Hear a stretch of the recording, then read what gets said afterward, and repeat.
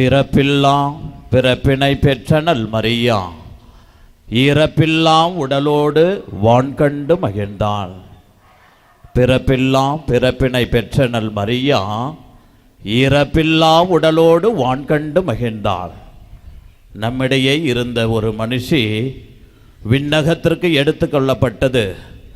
நமக்கு முன்பாக விண்ணகம் ஆட்சியில் பங்கெடுத்திருப்பது நமது மீட்பின் விசுவாசத்திற்கு அச்சாணியாக இருக்கின்றது. மரியே வாழ்க, மரியே வாழ்க. அன்னை மரியாளினுடைய விண்ணேற்பு எதை நமக்கு வெளிப்படுத்துகின்றது என்று சொன்னால், நாமும் ஒரு நாள் அந்த விண்ணக ஆட்சியில் பங்கு பெறுவோம் என்ற அந்த விசுவாசத்திற்கு அடித்தளமாய் அமைகின்றது.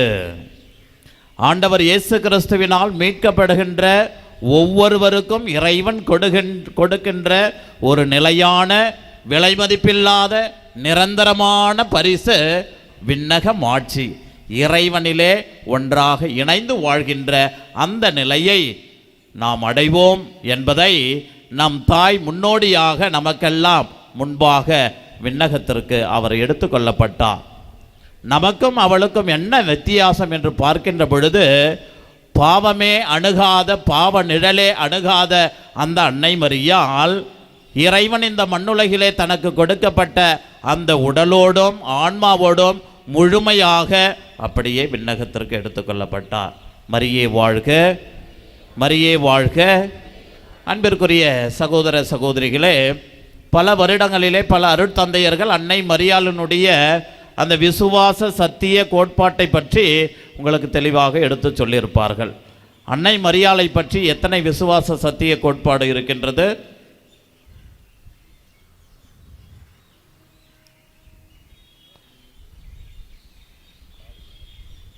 ஃபாதர் சொல்லிட்டார். எத்தனை விசுவாச சத்திய கோட்பாடு? போன வருஷம் கூட ஃபாதர் பிச்சம்பத்து அதை பற்றி தான் வச்சாருன்னு நினைக்கிற பிரசவம். வருஷாந்தரம் வைக்கிறாங்களா? எத்தனை? 5 இப்போ இருக்கிற திருத்தந்தை ஏதாவது ஒன்று சொல்லிட்டாரா?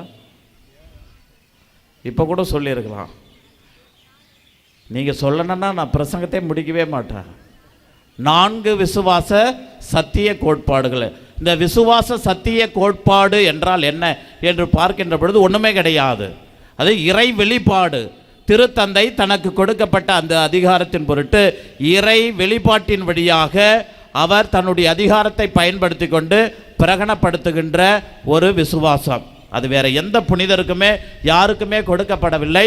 அன்னை மரியாளுக்கு மட்டும்தான் கொடுக்கப்பட்டது. 4 விசுவாச சத்திய கோட்பாடு என்னென்ன? ஏதாவது கொஞ்சம் வேகமாக சொல்ல முடியுமா?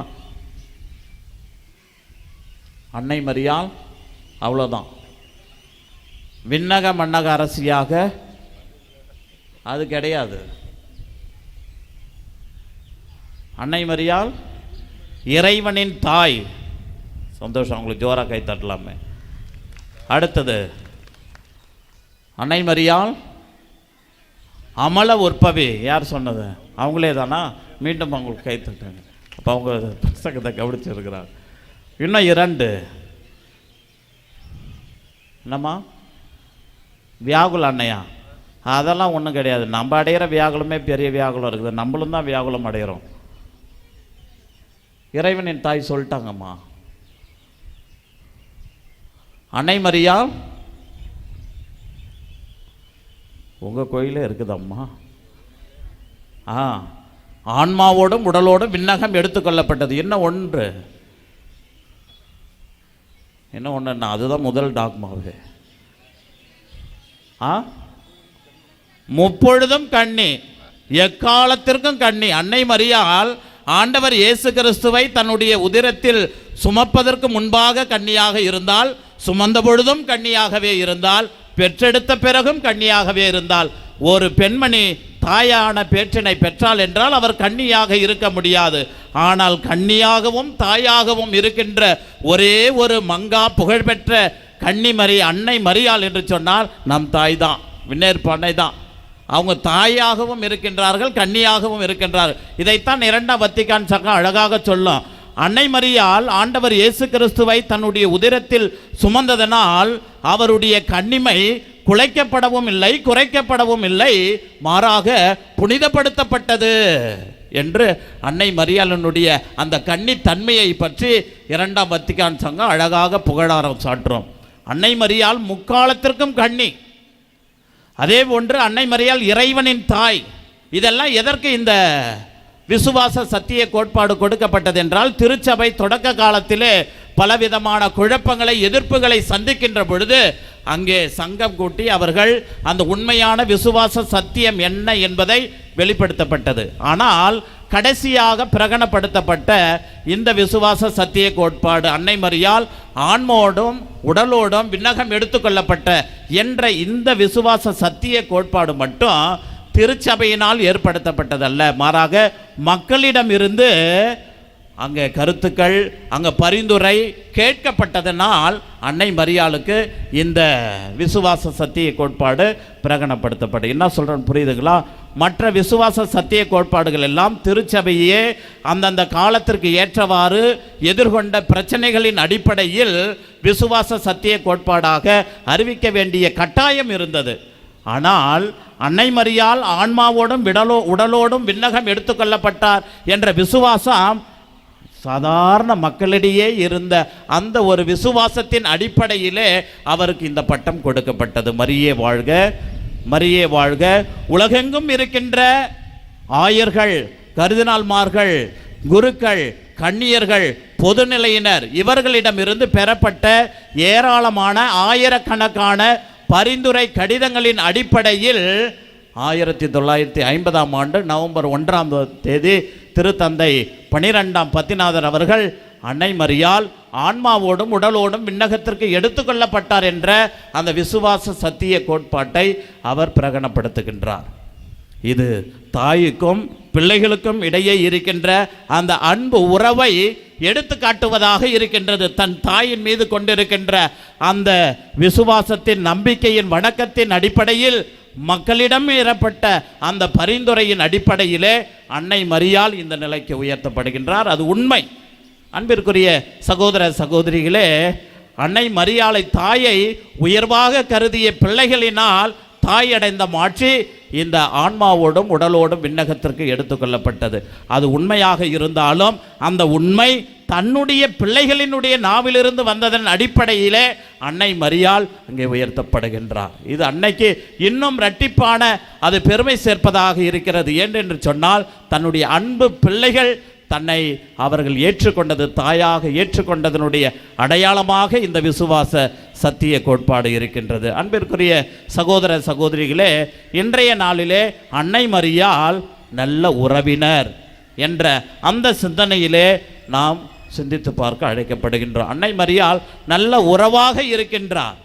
ஆண்டவர் இயேசு கிறிஸ்துவை தன்னுடைய சிந்தனையிலும் ஆன்மாவிலும் உடலிலும் உதிரத்திலும் பெற்ற பிறகு அவர் விரைந்து சென்று தன்னுடைய உறவினராகி எலிசபெத்திற்கு உதவி செய்கின்றார். இறைவனை பெற்றவர்கள், இறைவனோடு ஒன்றித்து வாழ்கின்றவர்கள், பிறருக்கு உதவி செய்கின்றவர்களாக இருக்கின்றார்கள். பிறருடைய தேவையை அறிந்து தானாகவே முன்வந்து ஓடி சென்று உதவக்கூடிய மனநிலை பெற்றவர்கள் யார்? இறைவனுடைய மக்கள், இறைவனை பெற்றுக்கொண்டவர்கள், இறைவனை சார்ந்து வாழ்கின்றவர்கள், இறைவனே கதி என்று வாழ்கின்றவர்களுக்குத்தான் இத்தகைய சிந்தனை வரும். நல்ல உறவுகளாக இருப்பார்கள். அன்னை மரியாள் அதற்கு முதன்மையானவராக இருக்கின்றார். தான் பெற்றுக்கொண்ட அந்த ஆசீர்வாதத்தின் அடிப்படையிலே தன்னுடைய உறவினர் வயது முதிர்ந்த நிலையிலே கடவுள் அவருக்கு இரக்கம் காட்டி இருக்கின்றார் என்பதை உணர்ந்து, அவருக்கு தேவை இருக்கின்றது என்பதை உணர்ந்து அன்னை மரியாள் விரைந்து மகிழ்ச்சியோடு சென்று அவருக்கு உதவி செய்கின்றார். அங்கே பல நாட்கள் தங்கியிருந்து அவருக்கு கடைசி வரை உதவி செய்வதை நாம் பார்க்கின்றோம். நல்ல உறவுகள் என்பது அழைக்காமலே செல்வது, கேட்காமலே செல்வது, பிறருடைய அந்த தேவைகளை உணர்ந்து செல்வது, அவர்களுடைய பிரச்சனைகளை அடையாளம் கண்டுகொண்டு உதவி செய்ததுதான் உண்மையான உறவுக்காரர்கள். பிரச்சனையை தூண்டி விடுவது நல்ல உறவுகளுக்கு அடையாளம் அல்ல. நம்முடைய உறவுக்காரங்கெல்லாம் எப்படி இருப்பாங்க? நம்ம குடும்பத்தில் ஏதாவது ஒரு பிரச்சனை, ஏதாவது ஒரு அசிங்கம், ஏதாவது ஒரு அவமானம்னா அப்படியே மன மகிழ்ச்சியாக இருக்கும். அவங்க மனசுக்கு பாரமெல்லாம் குறைஞ்ச மாதிரி இருக்கும், அவங்க துன்பமெல்லாம் குறைஞ்ச மாதிரி இருக்கும். உண்மையா பொய்யா? என்ன எல்லாம் என்னை வித்தியாசமாக பார்க்குறீங்க? எங்கள் வீட்டிலலாம் அப்படி நடக்கிறது இல்லைன்னு. முன்பின் தெரியாதவர்கள் கூட நம் மீது இறக்கப்படுவார்கள். ஆனால் உடன் பிறந்தவர்கள், ஒரு தாய் வயிற்றில் பிறந்தவர்கள், அங்காளி பங்காளி சொந்தக்காரங்க மாமா மச்சான், இவங்களால் வர துன்பம் இருக்குது பார்த்தீங்களா? பெரும் துன்பம். இன்றைக்கி நமக்கு வர பிபி சுகரு எல்லா நோய்க்கு காரணமே இந்த உறவுக்காரர்கள் தான். உண்மையா இல்லையா? உண்மையா இல்லையா? உண்மை என்று சொல்கின்றவர்களெல்லாம் பிரைஸ் லார்ட் சொல்லுங்க. இதுக்கு பிரைஸ் லார்டா ஃபாதர்? ஆமாங்க, இன்றைக்கு உறவுக்காரங்களால் தான் எல்லா பிரச்சனையுமே வருது. அது இப்போ பார்த்தீங்கன்னா, இப்போ இந்த காலகட்டத்தில் ஒரு பிரச்சனை வந்து நிறைய உறவுகளை பிரித்து விட்டுட்டே போகுது. என்ன பிரச்சனை தெரியுங்களா? இப்போ ட்ரெண்டிங்கே அதுதான். எங்கே பார்த்தாலும் எல்லா உறவுகளும் இந்த பிரச்சனையெல்லாம், இந்த சண்டையினால் எல்லாமே பிரிஞ்சு போகிறாங்க. நல்லா இருந்தவங்க கூட எல்லாம் பிரிஞ்சு போகிறாங்க. என்ன பிரச்சனை சொல்லுங்கள்? பவுன் விலை ஏறிடுச்சு பார்த்தீங்களா? தங்க விலை எங்கேயே ஏறிடுச்சு. நீ 2000 போட்டிருப்ப, கல்யாணத்துக்கு வந்து ஒரு 1/4 பவுன் போட்டிருப்ப. இன்றைக்கி 2026 1/4 பவுன் என்னங்க விலை? 2000 என்ன விலை ஒரு பவுன்? 4000 சில்லற. அதில் 1/4 பவுன் எவ்வளோ வந்திருக்கும்? 1000 ரூபாய், 1200 வந்திருக்கும். இன்றைக்கி நீ உன் வீட்டில் தேவை வச்சுட்டு 2026 நான் 1/4 பவுன் செஞ்சேன், நீ கொண்டு வந்து செஞ்சியா? மனசாட்சி இல்லை? நீங்களே சொல்லுங்கள். நல்லா தான் சொல்கிற சாமி. யார் திருந்துறா? உண்மையாகவே இன்றைக்கு எல்லா இடங்களிலும் பார்க்கின்ற பிரச்சனை, எல்லா தேவையிலுமே இந்த பிரச்சனை இருக்கின்றது. நான் செய்தேன், இவர்கள் செய்யலை. அன்பிற்குரிய சகோதர சகோதரிகளே, உண்மையான உறவுகள் என்று சொன்னால் மனசாட்சியோடு நடந்து கொள்ளுங்கள். உறவுகள் தேவை என்றால் இந்த பணத்தை பார்க்காமல் அவர்கள் வைக்கின்றார்களோ வைக்கலையோ, என்ன செய்கின்றார்களோ ஏற்றுக்கொள்ளுங்கள். ஆனால் நீதி என்ன? அன்னைக்கு 1/4 பவுன் 1500 ரூபா, என்ன இன்னைக்கு 1500 ரூபா, 2000 ரூபாய் வச்சுக்கிட்டா ஏற்றுக்குங்க. அதான் பெருந்தன்மை. என் பவுனுடைய விலை கூடிடுச்சு அப்படி என்று நீங்கள் நினைத்தீர்கள் என்றால் உறவுகளை நாம் இழந்துதான் போக வேண்டும். இன்னைக்கு நிறைய இடத்துல பிரச்சனை. எனக்குமே அந்த பிரச்சனை வந்தது. என்னுடைய குரு பட்டத்திலுமே அந்த பிரச்சனை வந்தது. எங்கள் வீட்டில் செஞ்சாங்களே, கடைசியில் எனக்கு வந்து போடக்குள்ள ஒரே பிரச்சனையாக தான் இருக்கின்றது. எதற்கு சொல்லுகிறேன் என்றால், இப்படி ஒவ்வொரு விழாக்களும் நமது குடும்பத்திலே வைக்கின்ற தேவைகள், திருமணம், காது குத்தி அல்லது எந்த ஒரு நிகழ்வாக இருந்தாலும் உறவுகளை வளர்ப்பதற்காகத்தான். பேசிக்க மாட்டாங்க.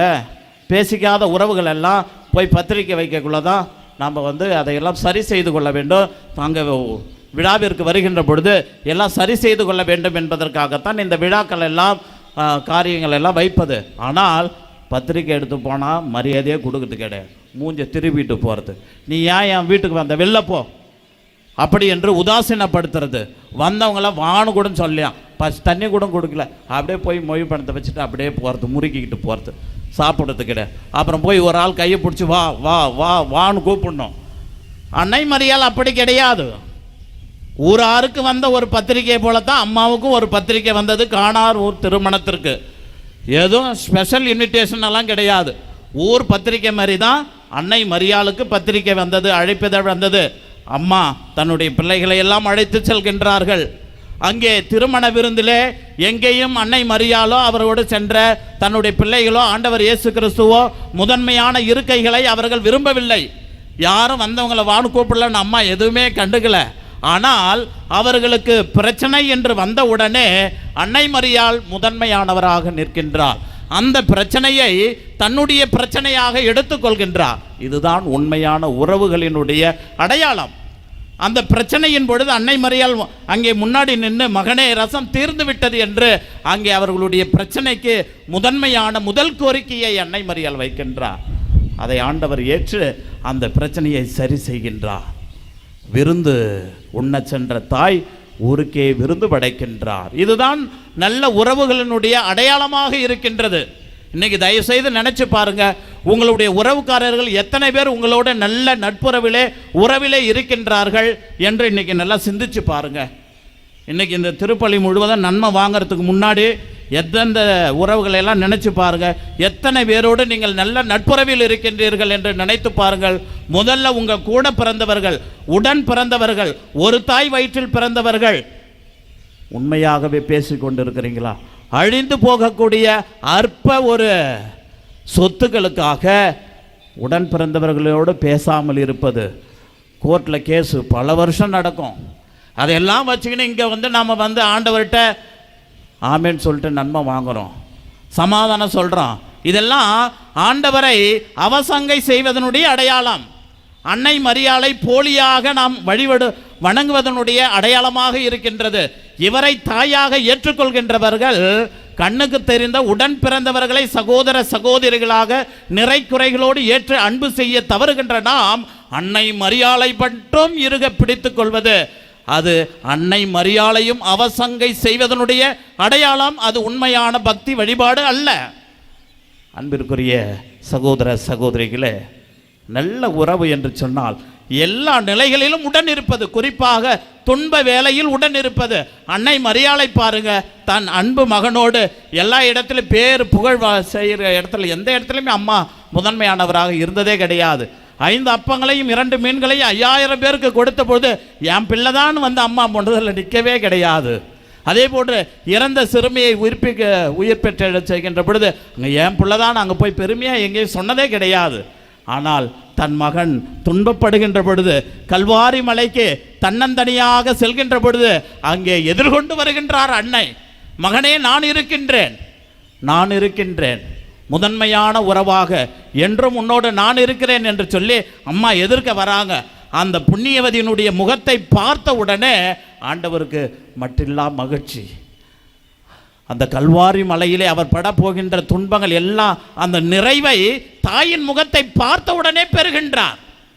கல்வாரி அங்கே மலையில் போயிட்டு உயிர் தெழுகின்ற பொழுது, ஆண்டவர் மாட்சியோடு உயிர் தெழுகின்ற பொழுது எவ்வளவு சந்தோஷப்பட்டு இருப்பாரோ, ஆனந்தப்பட்டு இருப்பாரோ, அந்த கல்வாரி மலைக்கு போகின்ற பொழுது தன் தாயினுடைய முகத்தை பார்க்கின்ற பொழுது அவர் உயிர்ப்பின் மாட்சியை, அந்த மகிழ்ச்சியை அடைவதை நாம் பார்க்கலாம்.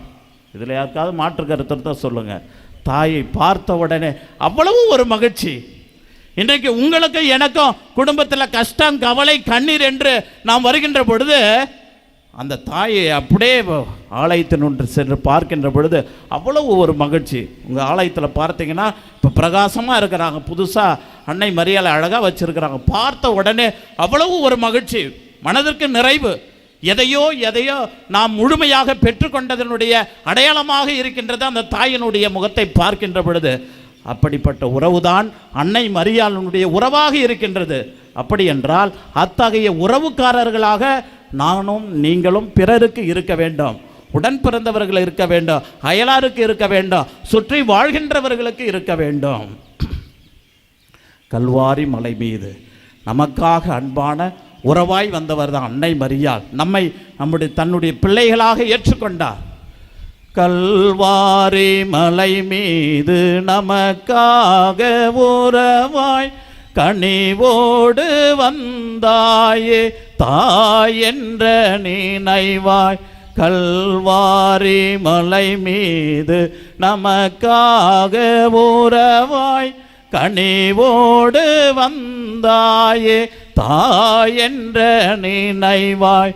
கடலினும் பெரியது உன்னுள்ளமம்மா, கடலினும் பெரியது உன்னுள்ளமம்மா, கடுகினும் சிறிய என் துயர் தீர்ப்பாயே.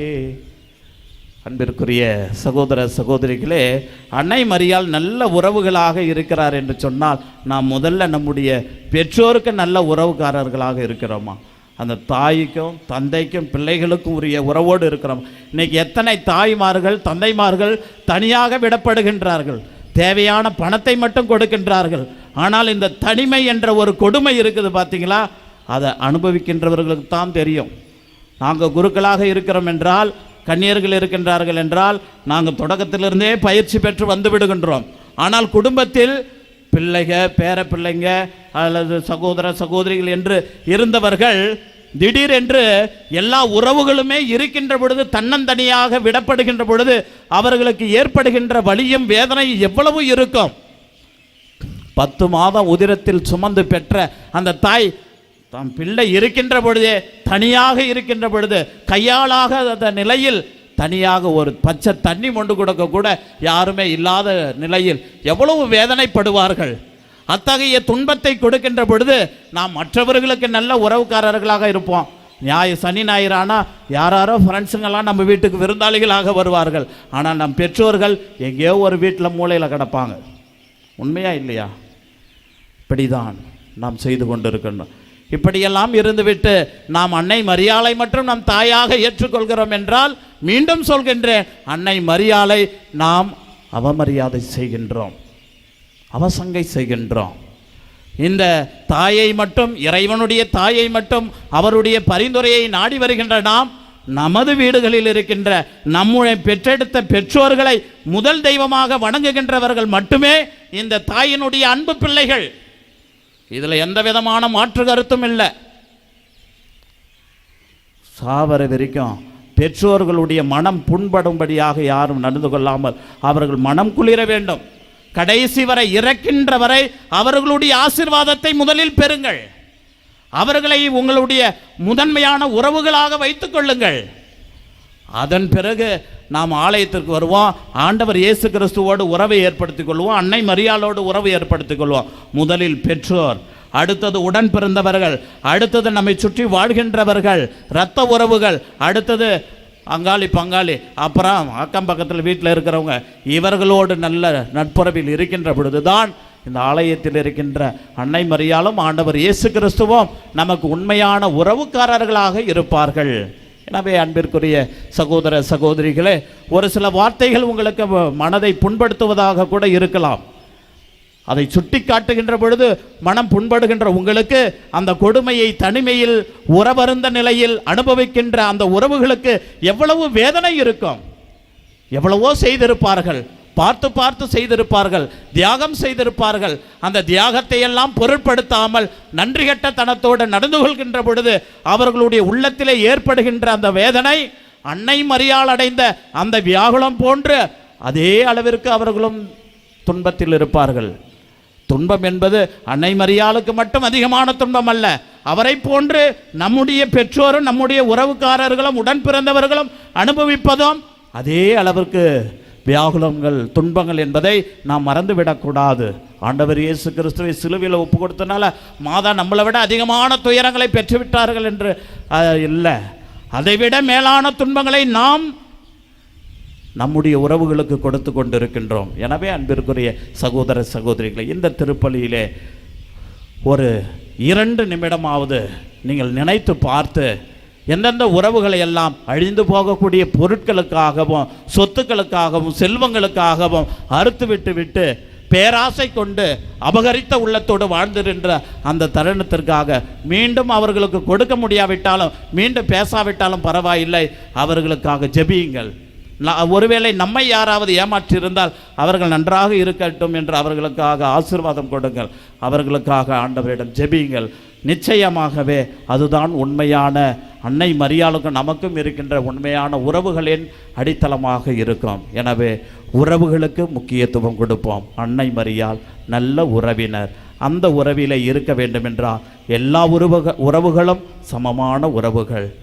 கடவுளுடைய சாயலில் படைக்கப்பட்ட ஒவ்வொரு மனிதர்களையும் அன்பு செய்வதே நல்ல உறவுகளின் அடையாளமாக இருக்கின்றது. எனவே இதை உணர்ந்தவர்களாக தொடர்ந்து இந்த திருப்பலியிலே பக்தியாக ஜெபிப்போம். அனைவரும் விசுவாசிகள் மன்றாட்டிற்காக எழுந்து நிற்போம்.